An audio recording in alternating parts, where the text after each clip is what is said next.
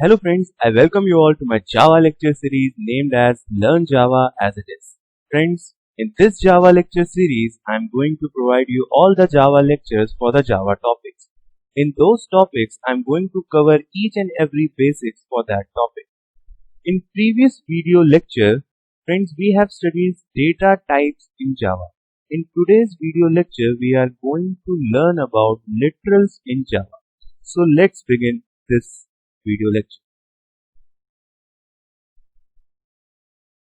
Literals. A constant value in Java is created by using a literal representation.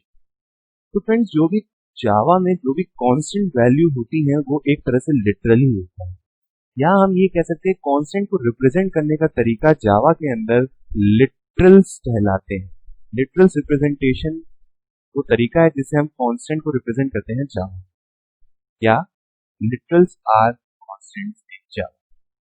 So there are four types of literals: integer literals, floating point literals, character literals and string literals. Integer literals के बारे में बात करते हैं। Integer are the most commonly used type in typical program. Any whole number value is an integer literal. तो जो integer है सबसे कॉमनली यूज टाइप है हमारे जो भी हम जावा के प्रोग्राम बनाते हैं सबसे ज्यादा इंटीजर ही डेटा टाइप को यूज करते हैं और इंटीजर्स वैल्यूज को ही स्टोर कराते हैं। तो कोई भी होल नंबर वैल्यू जो भी है वो इंटीजर लिटरल ही होती है। होल नंबर वैल्यू हो सकती है 0, 1, 2, 3, 4, 143, 256, इस तरह से जो भी वैल्यू होगी वो एक इंटीजर लिटरल है। Integer literals can store a decimal base 10 value, octal base 8 values and hexadecimal base 16। तो इंटीजर लिटरल्स जो हैं उसकी हेल्प से हम डेसिमल वैल्यूज को रिप्रेजेंट कर सकते हैं, ऑक्टल बेस 8 वैल्यूज को रिप्रेजेंट कर सकते हैं, हेक्साडेसिमल बेस 16 वैल्यूज को रिप्रेजेंट कर सकते हैं एज अ कांस्टेंट और अपने इंटीजर वेरिएबल में हम स्टोर कर सकते हैं। Octal values are denoted in Java by leading zero. Octal values जो भी होंगी उसमें हम सबसे आगे जो है वो 0 लगा देंगे और उसके बाद जो भी वैल्यू है हम वो लिख देंगे, जैसे कि 04 लिखा है 01। ऑक्टल वैल्यूज में हम ये ध्यान रखने की जरूरत है कि जो ऑक्टल नंबर सिस्टम है वो 0 to 7 होता है। अगर आपके नंबर्स आपके जो डिजिट्स आपने लिए हैं वो अगर कोई 8 या 9 ले लिए है तो वो गलत होगा। Hexadecimal values are denoted in Java by leading 0x. For example, 0x7 है। तो hexadecimal values जो हैं वो Java में डिनोट करते हैं हम। उसके आगे जो भी वैल्यू है हमारी hexadecimal की उसके आगे हम 0x लगा दें और उसके बाद 7 है, जैसे 0x7। नेक्स्ट है integer literals create an int value, जो कि हम बेसिक सी बात है। इंटीजर कांस्टेंट को हम अगर स्टोर कराना चाहते हैं तो वो एक इंट डेटा टाइप की वैल्यू है, इंट वेरिएबल में हम और जो इंटीजर लिटरल्स है यानी कि इंटीजर कांस्टेंट है जो वो जावा के अंदर बाय डिफॉल्ट 32 बिट के होते हैं।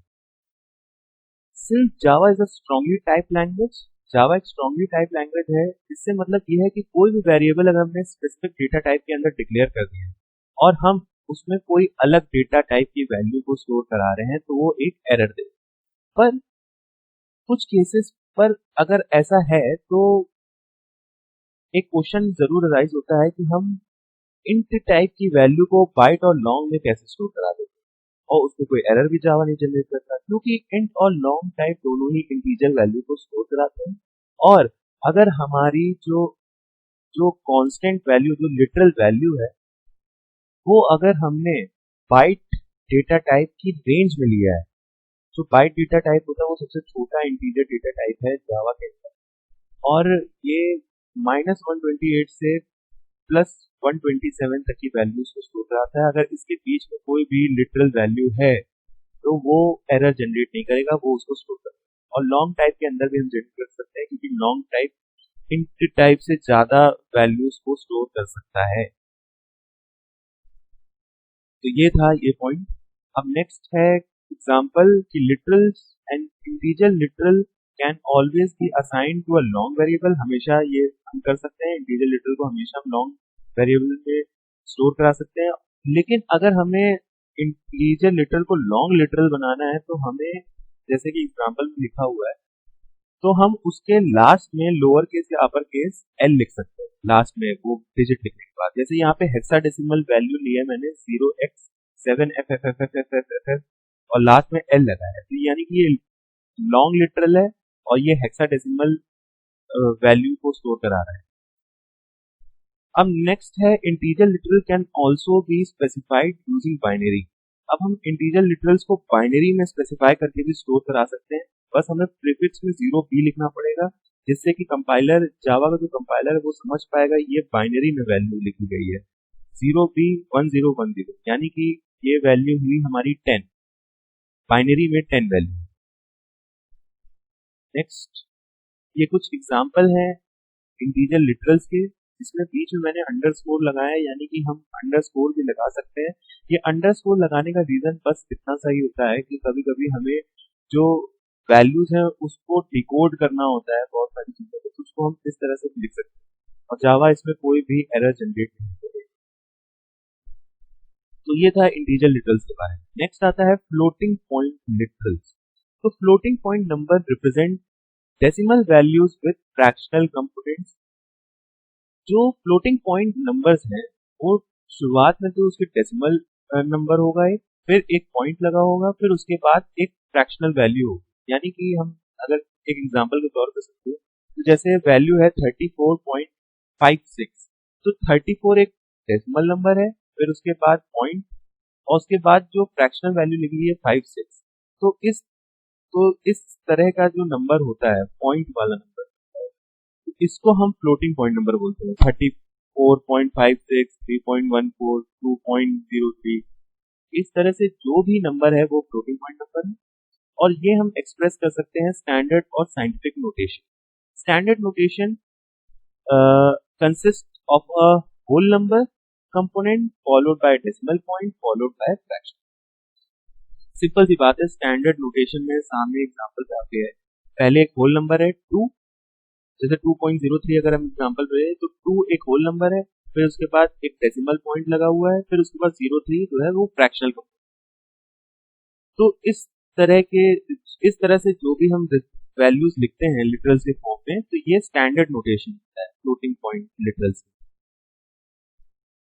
अब साइंटिफिक नोटेशन की बात करें, scientific notation uses standard notation floating point number plus a suffix that specifies a power of 10 by which number is to be multiplied।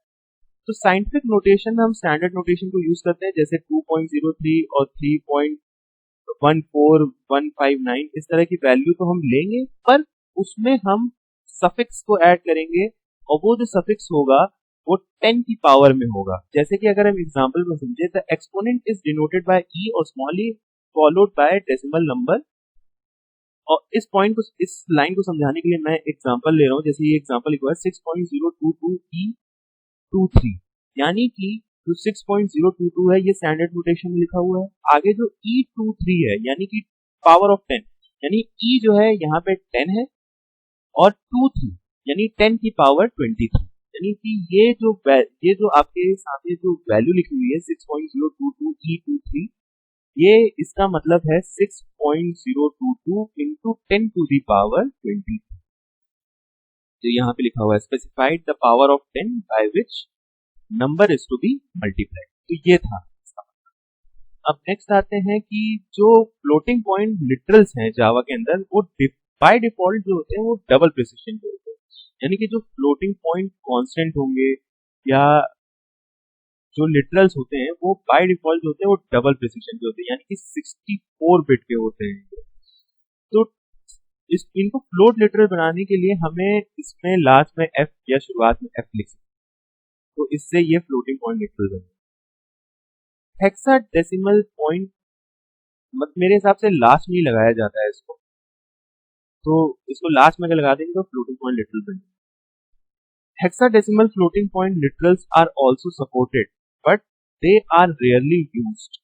Hexadecimal floating point literals जो है वो भी सपोर्ट करता है फ्लोटिंग पॉइंट लिटरल्स, मतलब कि hexadecimal value floating point में हम रिप्रेजेंट कर सकते हैं। यानी कि अगर कोई कांस्टेंट है हेक्साडेसिमल और वो एक फ्लोटिंग पॉइंट नंबर है, तो उसको भी हम रिप्रेजेंट कर सकते हैं फ्लोटिंग पॉइंट लिटरल्स की हेल्प से। तो बट ये बहुत कम ही यूज होते हैं, they are rarely use, they must be in form similar to scientific notation, और ये हमेशा साइंटिफिक नोटेशन में ही होने चाहिए। बट पी और पी बट यहाँ पे पी यूज होता है एक्सपोनेंट के में rather than ई और ई। जैसे पिछले एग्जांपल में मैंने 6.022 E23 लिखा था, यहाँ पे उसकी ई की जगह हम पी यूज करते हैं अलग दिखाने के लिए हेक्साडेसिमल की वैल्यू है इस वजह से। फॉर एग्जांपल 0x, और हाँ यहाँ पे ये भी ध्यान रखें कि हेक्साडेसिमल वैल्यू है तो हमें 0x लगाना पड़ेगा वैल्यू के पहले। 0x 12.2 12.2 P2, और नेक्स्ट पॉइंट यही कह रहा है कि the value following the P, यानी कि पी के बाद जो वैल्यू लिखी हुई है is a binary expression indicates the power of 2 by which the number is multiplied. अब जो पी के बाद जो वैल्यू लिखी जाएगी वो हमेशा 2 की पावर में होगी, यानी कि यहाँ पे 2 लिखा जाएगा, 4 लिखा जाएगा, 8 लिखा जाएगा, 16 लिखा जाएगा, हमेशा 2 की पावर में ही वैल्यू। तो ये था फ्लोटिंग पॉइंट लिटरल्स के बारे में एक एग्जांपल। मैंने डबल एन इज इक्वल्स इस तरह की कुछ वैल्यू ले ली है, इसमें भी हम अंडरस्कोर का यूज कर सकते हैं और ये कोई एरर जनरेट नहीं करेगा कंपाइलर से। और ये था फ्लोटिंग पॉइंट लिटरल्स।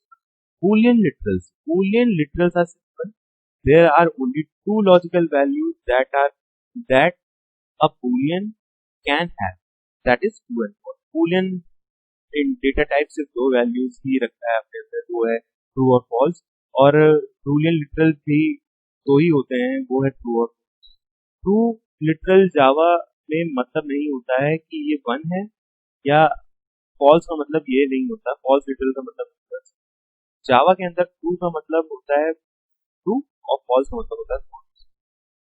मतलब लॉजिकली अगर देखा जाए तो यही मतलब है कि एक डेटा टाइप, क्योंकि अगर हमने कोई कंडीशन लगाई है, अगर हम जैसे इफ कंडीशन के अंदर कोई भी कंडीशन लगा रहे हैं, तो वो सी लैंग्वेज के अंदर वन कंपाइलर जनरेट करता था अगर ट्रू वैल्यू है, लेकिन जावा के अंदर वो ट्रू वैल्यू ही जनरेट कर देगा, और उसी तरह से फॉल्स के लिए।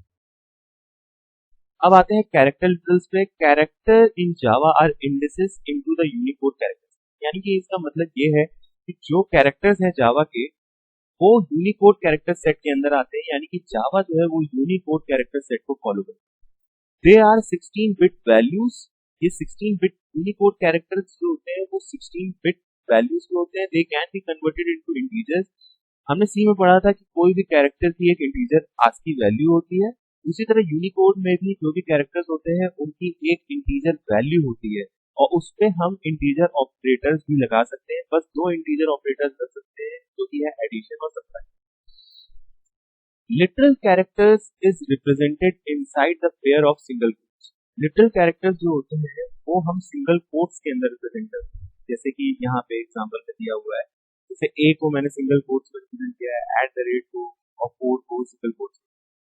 For characters that are impossible to enter direct, यानी कुछ कैरेक्टर्स होते हैं जो कि हम डायरेक्टली एंटर नहीं करा सकते, जैसे कि स्पेस, न्यू लाइन कैरेक्टर, तो वो हम डायरेक्टली रिप्रेजेंट नहीं कर एंटर नहीं कर सकते अपने कैरेक्टर सेट के अंदर, यानी कि हमें प्रोग्राम के अंदर डायरेक्ट नहीं करा सकते। तो उसको रिप्रेजेंट करने के लिए हमारे पास एस्केप सीक्वेंसेस होते हैं जो कि बैकस्लैश के हेल्प से यूज करते हैं, जैसे कि सी में हम न्यू लाइन कैरेक्टर के लिए बैकस्लैश n यूज करते थे और लाइन हमारी चेंज कर।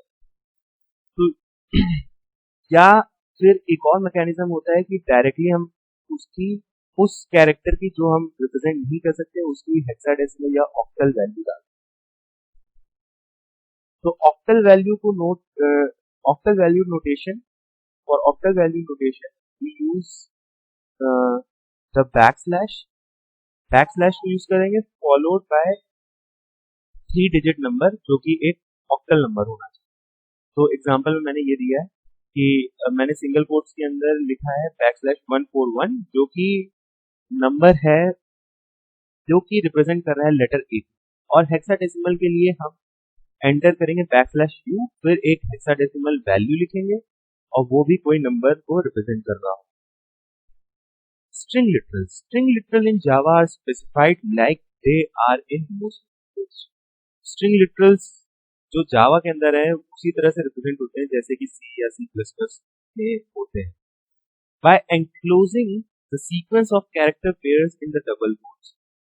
हम डबल कोट्स के अंदर मैंने जैसे यहाँ एग्जांपल में हेलो वर्ल्ड लिख दिया है, तो ये उसी तरह से ही ये एक स्ट्रिंग लिटरल हो गया। इसी तरह से हम रिप्रेजेंट करते हैं स्ट्रिंग लिटरल्स किसी भी language. The escape sequences and octal hexadecimal notation that were defined for character literals work the same way inside of string literals. जो जो हमारे एस्केप सीक्वेंसेस हैं और ऑक्टल और डेसिमल नोटेशन है वो सेम तरह से काम करते हैं स्ट्रिंग लिटरल के लिए भी, जैसे कि वो कैरेक्टर लिटरल्स के लिए कर रहे थे हमारे पिछले जब मैंने कैरेक्टर लिटरल्स का समझाया उसी तरह से ही काम। तो ये था स्ट्रिंग लिटरल्स के लिए। अगर आपको ये वीडियो अच्छा लगा तो मेरे वीडियो को लाइक कीजिए